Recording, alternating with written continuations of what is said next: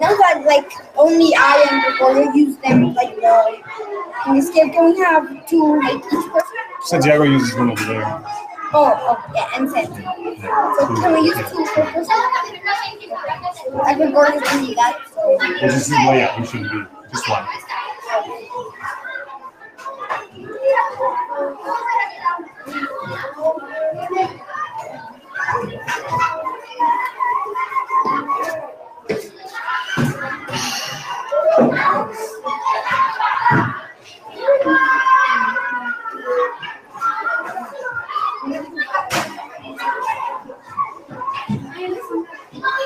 I think I put my week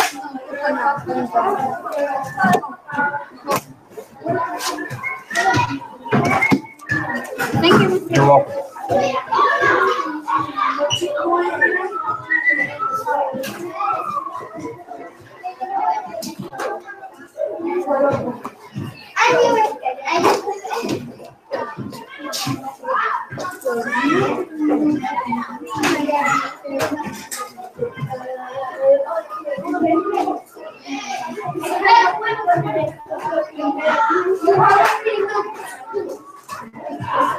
Should I cover green notebooks? That comes first one. Thank you. Greg, we just use one and make sure you're far away from Emilio, please. I'm pretty sure you have mine.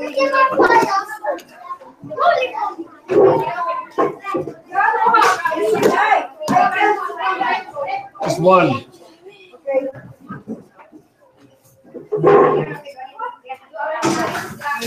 Okay. Chicos, a alguien se le cayó la manzana. Mira, si no tengo mi mamá. Se te sacó la manzana. A mí no. Mira, a ver.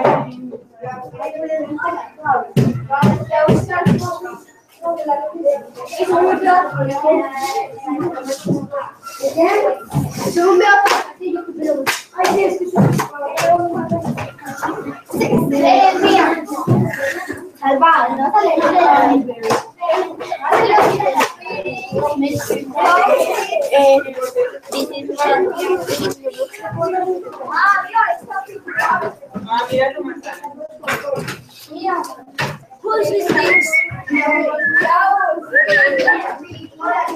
Río Negro, tarea de todos.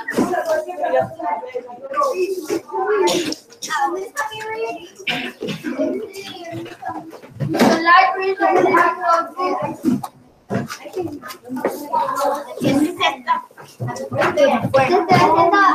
baby request. Ya sabes cómo se ve.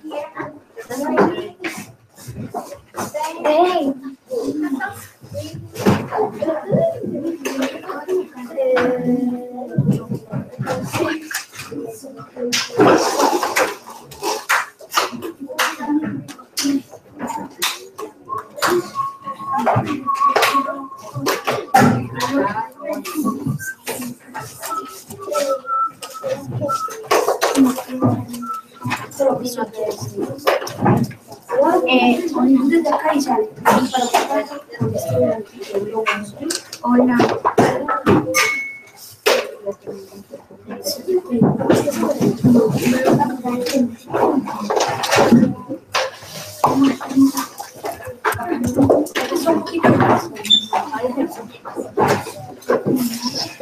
right, hopefully none of you have actually been to a casino and gambled money. Well, maybe you have, maybe you haven't. This is a slot machine. So I don't know if you know what a slot machine is, but people put some money in, pull the lever, and then if they win, something has to happen. Usually some things have to add up. And so that's why I put that there. So if you get the 3 7s in a row, then all this change comes out. And so the reason I put that out there is to kind of think about, we've been studying a lot about characters, okay? We've been thinking a lot of focus on characters.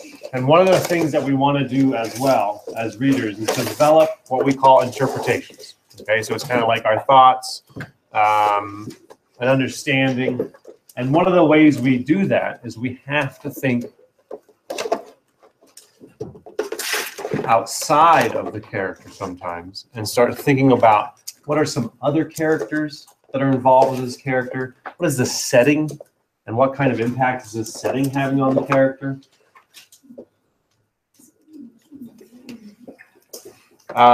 Maybe some objects, like a suitcase, perhaps, a sign, gum, all these things that repeat, and why they're repeating it and what that might mean. And then what are the things that are happening in the book? What is the plot? So in order to build really effective interpretations of books, really deep and deep understandings of books, we have to use everything. Okay, we have to use everything. Have to use everything. So we're going to take a look at a part of here. Let's see if I can make it a little more effective. From Tiger Rising, and it's when Sistine just gets into that motel room with Rob. They got, I think this is before when she's still in her dress, and they're going to go out and look for the tiger. She has to change clothes, so she comes into his apartment or his motel room. And so we know which characters are there. Okay. But as we read this, what I want you to do is I really want you to think about the things that are in the room. The mood that might be. Like, is it a happy moment? Is this sad? Is, you know, what's going on that way? What's happening at this point in the story? Okay, and how are all these things affecting Rob or affecting the story or affecting your ideas? Okay, so let's see if there's things maybe you didn't notice the first time we ran around. And if you do notice something, what does it mean to the big picture? Okay, what does it mean to your ideas? And what does it mean to your ideas about this book? So he took her to the motel room, and there Sistine stood and stared at the unmade beds and the tattered recliner. Her eyes moved over his father's gun case and then went to the macaroni pan from the night before, still sitting on the hot plate. She looked at it all the same way she looked at the Kentucky Star sign and the motel, like she was trying to add it up in her head. So what are some things that maybe are in that room or in this description that might matter, that might add to your understanding about Rob, to your understanding about the book, about some of the ideas that you have? So again, within that paragraph, what might be some things or some clues to think about and how they might matter? Talk to your partner about that. What might be some things that you notice? Just turn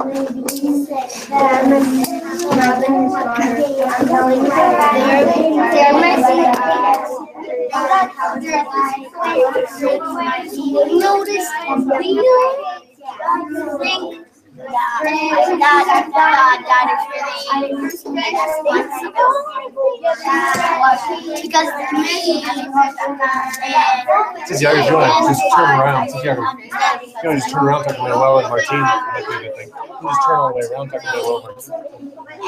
And the unmade beds,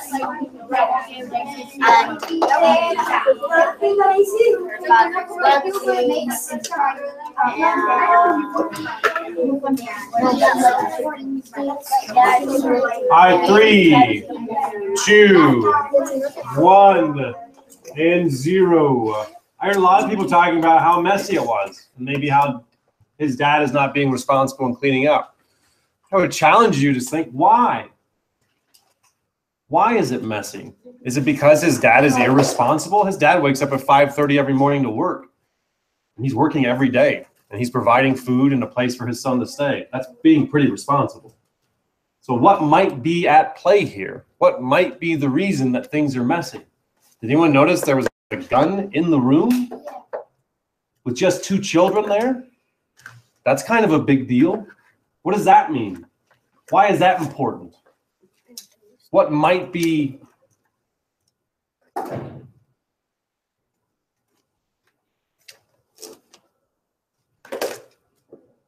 the purpose of having a gun case in the room with 2 children there? There is nothing about books that are by accident. Nothing. Everything has a purpose to it. Typos. Well, yes, if there is a typo in the book, then it went through addition. But again, we're operating on 2 levels here. There's a very surface level where we just react to the facts of the book. Okay, and if that's all you're doing, we need to start going deeper. Why is there a gun case there? Why isn't that a big deal? Why is the macaroni plate still there? Is it because his dad is irresponsible? Is it because his mom has just died 6 months ago and maybe the dad is struggling with stuff? How do I take on this new responsibility of being by myself with my son, trying to raise him the best I can, and I'm completely devastated and sad because my wife has died? Why is everybody looking at the floor?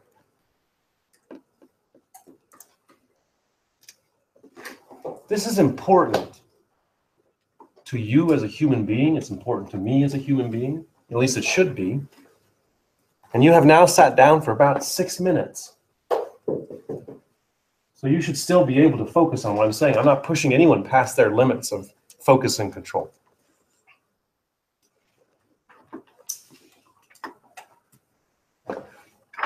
And so what that process is it's going back into your book and thinking about things differently.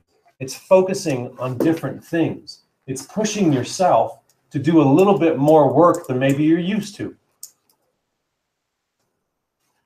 It's pushing yourself to be a little bit better every single day by thinking about things deeply, by writing about them, by pushing yourself. Because you want to be better at this stuff. Because you know that when we read books and when we think about things, quite frankly, it helps us in life. So we pick a part in the book. Maybe it's at the very beginning. Maybe it's something that you know is important. And then we reread that part. We reread it and we think, okay, what about the characters? What am I missing? What am I missing about the plot? You don't think that gun's going to come and play later in the plot? You think Misty Camilo just threw in a gun case and she's never going to talk about it again? Like, are you kidding? She talked about it in the birthday. Yeah, in the birthday. And now that's twice she's talked about guns. Authors do things on purpose, ladies and gentlemen. Honor their craft by being intentional and by you doing things on purpose. Okay, to push yourself to be better. So we just reread. You find a spot and you reread. Okay, so if you're ending a book today, if you're close to ending, I challenge you. Or if you've just finished one, grab it again. Flip to an important part. Reread that with this idea about maybe focusing on something else. Maybe you missed something the last time that you read. Okay, try and look at the big picture. And if you've finished a book, maybe really go back and you'd be like, oh my goodness, I missed that first time. This is super important. This is a clue as something that was going to happen. Or, yeah, no, I hadn't thought of it that way. Okay. And there is no such thing as a right interpretation or a wrong interpretation. It's just good evidence or bad evidence. Do you have evidence that supports you in your thinking, or do you not? No matter what your thoughts are. We are rolling into the very end. I don't want to do that. I think we'll do that tomorrow. No. Actually, don't worry about the last 5 minutes, because what will happen is I decide I'm going to pull people, partners at a time, to do some work. So you won't need to. You'll kind of be doing your partner share with me today.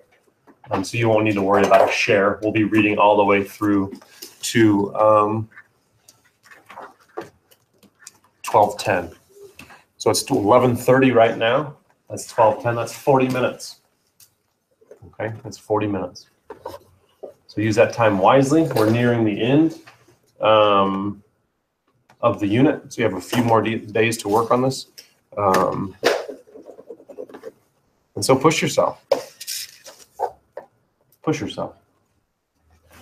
Donkey shorts. I need Manuela, Manolo, Emilio, and Salvador to stay, and then everybody else go. Real quick.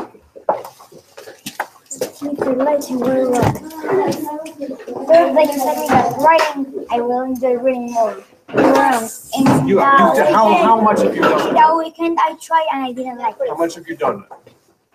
What? How much have you tried, Martine? How much?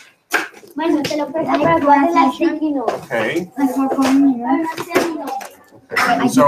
So what your viewpoint is that because you tried something for a few minutes, You mean